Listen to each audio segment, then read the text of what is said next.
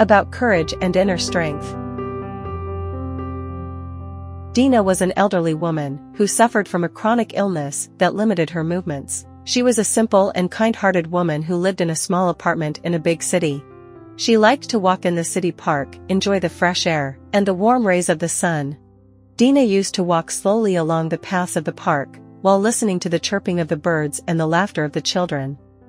On one of the walks in the park she saw from afar a little boy, walking around alone when a stranger ran past him, who came up to him and held his hand tightly.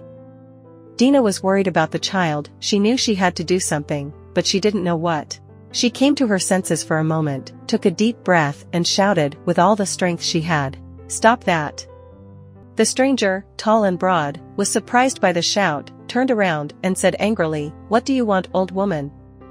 Dina didn't answer and continued walking slowly towards him. She knew she was weak against him, and yet she continued to approach him.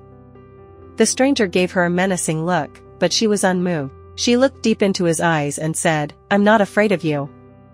The stranger was surprised by Dina's reaction, and thought to himself, "Outwardly, it appears to be a frail old woman, but courage and a strong inner strength burst out of her." He lowered his eyes and said, "I'm sorry, I didn't want to scare you." Dina smiled at him, "It's okay. Now I understand that you're not a bad-hearted person."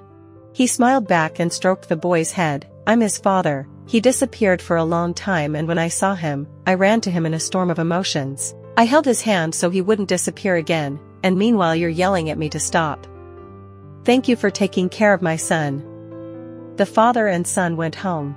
Dina stayed in the park. A little tired, but also happy. She smiled to herself. In another place on another day, everything could have been different. Inside she knew she did the right thing. About courage and inner strength.